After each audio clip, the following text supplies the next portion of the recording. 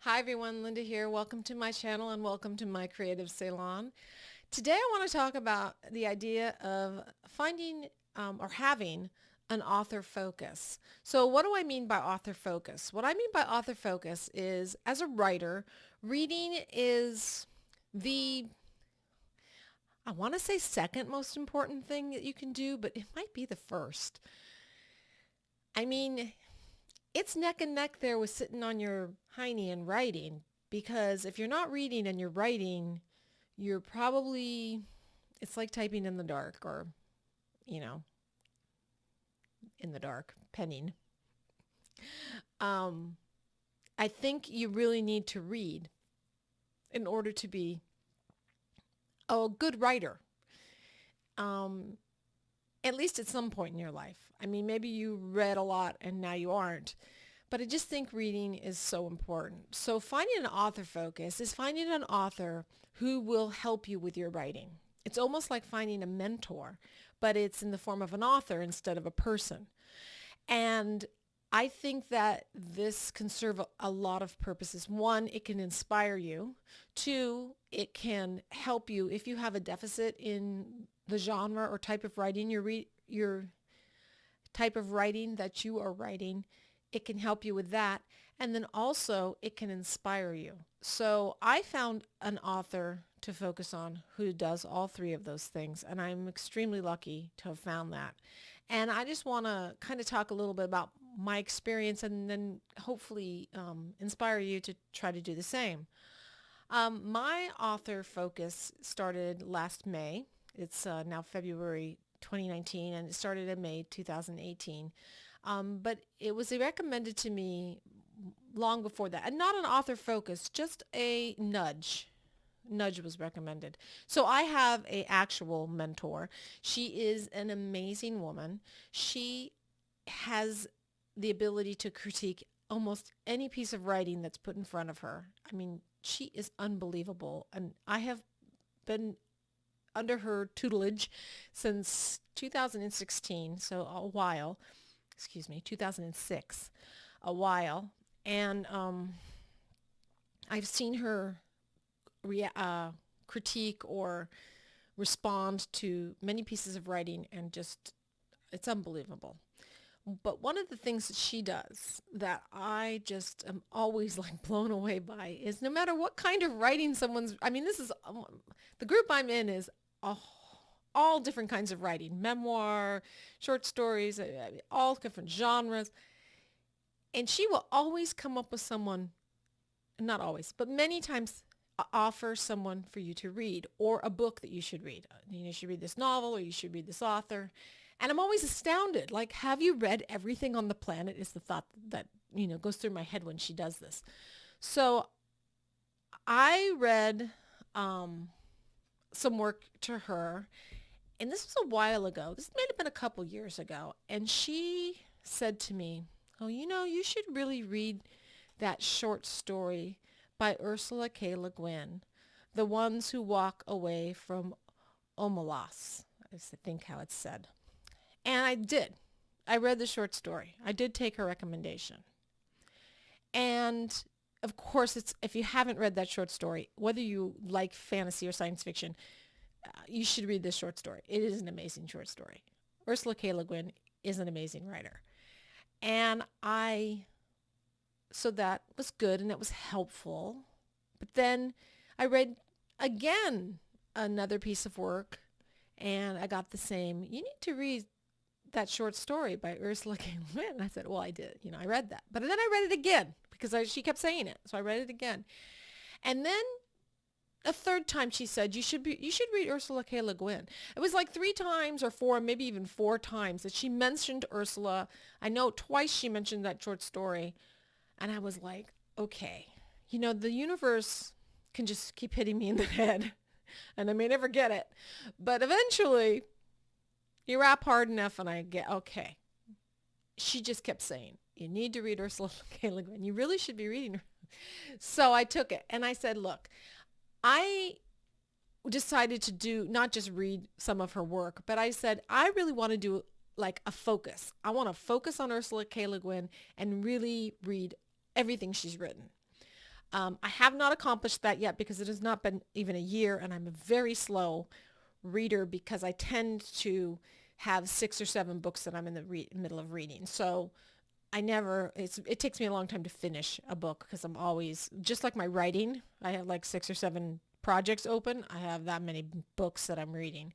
So I'm very slow to get books read. But the first month I did this, which was May 2018, I did decide I'm not going to read anything but Ursula K Le Guin. So I did in that month, at least get a good start. And the first thing I started with was her fantasy novel, her series, the Earthsea uh, series, which I highly recommend. This novel was like a breath of fresh air. I guess that's how I would say it. I read this and I was like, first of all, it's like reading a folk tale, but in a good way. And I was like, she did things that I was like, I would never do that. Oh my God, I can't believe she has the audacity to write like this. And so it was kind of like, and plus, who could not love this? This stuff is so good. I mean, she writes fantasy with no war. You gotta, I was struggling to shove a war into my novel because I was like, there's no war. I'm writing fantasy and there's just like a romance. There's no war. So I shoved a war in, which is now kind of in there and I don't think it's going to come back out. But then I read this and I was like, oh my God, I didn't have to do that. This woman, she breaks the rules. Anyway, broke the rules. She did pass away in January 2018, like right before I decided to do this, which my timing is I'm always one day late and $1 short. But, and anyway, so there is a finite amount of her work, even though it's a large amount. So I've made some progress. I think I've read 9 of her books. I'm in process of reading 2. They are this short story collection, The Real and the Unreal, which is I'm kind of slogging through, honestly, because I love Ursula K Le Guin, but her realistic work is not as intriguing to me. So the beginning of this is all the real, and I can't wait to get to the end and read the unreal stories because they just didn't. I like realistic fiction at times, but I think she's way better in her fantasy and science fiction stuff. Is so much more amazing. And then this book, Words Are My Matter, which are her writings from 2000 to 2016. This is all essays and speeches and book reviews. And this book, I've kind of slowly been going through. I kind of slowed down when I got to the book reviews, which is kind of the end of the book is mostly book reviews. But now I was just reading it again today at lunch, and I was like, wow, this is it's really upping my game, hearing her describe what's good and what she didn't like or what she does like about certain books and certain authors and how they write.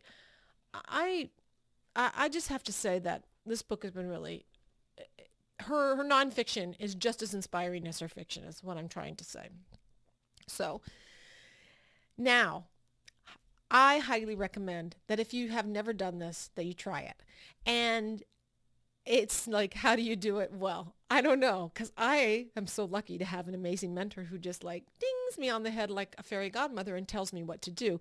But I would recommend, coming up with a criteria of what you want to get from it. I'm getting like all 3 of those things: inspiration, my game's getting upped, and I'm getting genre knowledge. So those were like my 3 things, and I'm getting all 3. But you don't have to necessarily try to go for the gold prize and get everything. You could say, hey, I just want to focus on genre.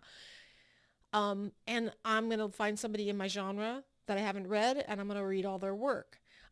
I think it's helpful if you're going to do a long-term, author focus, like you want to do it for more than a year or something, to find someone like Ursula K Le Guin who has like a huge, amount of work that you can work through. But you could do a short author focus. Somebody who's got 2 or 3 novels, you could do a month or 2 that you're going to focus on this person and read their, a newer author who's just got a few novels under their belt. But I would pick someone that you haven't read before, would also be fun. Or maybe someone you've read one thing of and you're like, hey, that person is mine.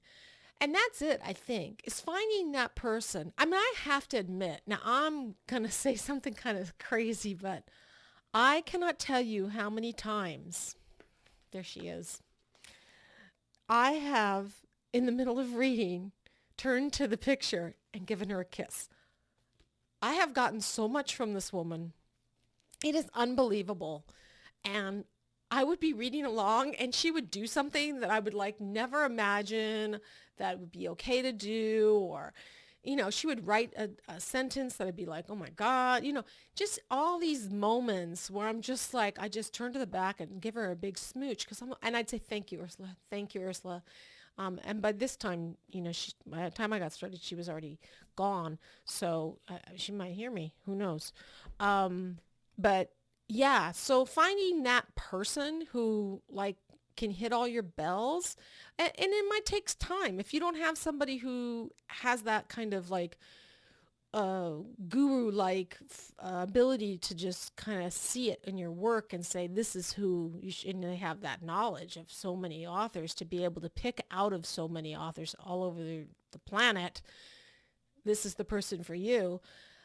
You might take some time and have to explore and try a few people out and find, and you might have more than one author focus, that you do, or you might find one person like I did and say, until I'm done with this person, I'm not going to focus on anyone else, which is what I'm doing. So I have made when I first started, like I said, I was reading just her. Now I'm reading her and other things. I'm in the middle of reading some other fantasy, which I will talk about on another, which I'm really enjoying, on another video. But I'm making the pledge to myself that, I have 2 in progress right now. I will always have one Ursula Le Guin book on my bedside table in progress. I will not drop her. There will always be at least one book for her to, until I'm done. I want to keep going. So it started out as a very, narrow focus for me. And now it's like, okay, yes, you're like my mentor and you're going to just guide me along the way. And, I'll just pick up a new book every once in a while, and always have one, in my queue, in my reading queue. So I really think this is a helpful process. I think if you aren't reading in your genre, I wasn't for a while, for a long while, and it's not good. It's a bad thing to do. You really need to. And so if you aren't reading your genre, or you haven't read a lot of your genre, read in your genre. It's really good for you as a writer. It'll really help you. It'll really open things up for you. It'll help you. I'm reading this book right now, and I had a moment where I read and I said, that's my voice. And it was like, this person's writing in my voice. I was like, wow, so you can do that. Because I'm really having a hard time finding my voice. And I was like, oh, I can see it in a published book. I saw my one sentence. He wrote one sentence and I was like, that's my voice. But I don't think I would have had that moment, nor would I have picked up that novel if it hadn't been for Ursula K Le Guin, because I think this opening myself up to this idea of diving into one author opened me up to reading other fantasy authors also, and not just relying on the few fantasy novels that have inspired me, the kind of classic fantasy stuff that I've read, but opening myself up to other, other works. Anyway, this has gone on long enough, but I just want to inspire you to do this, to get an author focus. And if you choose an author, please share it with me in the comments. I would love to hear what your authors are and how it's going, and how, if it helps you or not. And if you enjoy this video, please subscribe. That would make me so happy. And yes, it would. If I had one more subscriber, I would just be, I don't know. I'd probably cry. And then jump up and down with joy. Because I cry when I'm happy and when I'm sad. And also, enjoy the process, because that's why we're here. We're here to write, and it should be something that not only inspires us, but kind of buoys us and keeps us going in life. So have a great one, and I will see you next time.